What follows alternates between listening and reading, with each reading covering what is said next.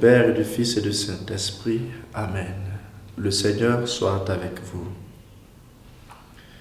Ô Esprit Saint, amour du Père et du Fils, inspirez-nous toujours ce que nous devons penser, ce que nous devons dire, comment nous devons le dire, ce que nous devons écrire, comment nous devons agir, ce que nous devons faire pour procurer votre gloire. Amen. Évangile de Jésus-Christ selon saint Marc. En ce jour-là, les pharisiens survinrent et se mirent à discuter avec Jésus pour le mettre à l'épreuve. Ils cherchaient à obtenir de lui un signe venant du ciel. Jésus soupira au plus profond de lui-même et dit : Pourquoi cette génération cherche-t-elle un signe ? Amen, je vous le déclare, aucun signe ne sera donné à cette génération. Puis il les quitta, remonta en barque et il partit vers l'autre rive. Acclamons la parole de Dieu.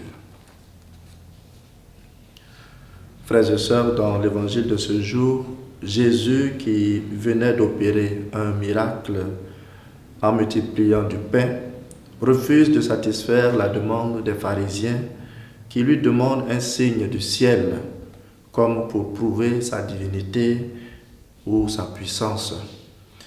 Mais les miracles que Jésus opère ne sont pas simplement une démonstration de force pour montrer aux hommes qu'il est puissant, mais ces miracles sont plutôt à regarder comme des signes qu'il donne pour certifier les prophéties annoncées sur le Messie.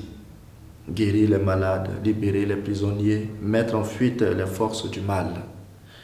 Ce sont des signes que le temps du salut est proche, le temps de la miséricorde est arrivé, le temps de la présence du Messie au milieu de son peuple, et non des démonstrations.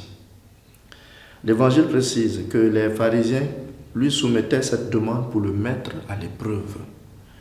Effectivement, certaines de nos demandes de voir des signes de Dieu sont comme pour mettre le Seigneur à l'épreuve.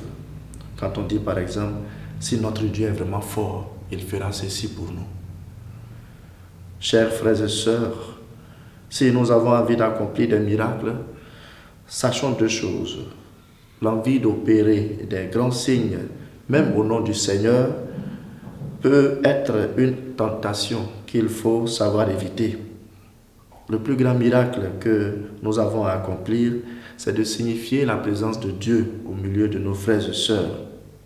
Chers frères, chères sœurs, attelle-toi à cela, à ce que les autres se rappellent de Dieu, se mettent en relation avec Dieu à chaque fois qu'ils te voient, et tu les auras sauvés.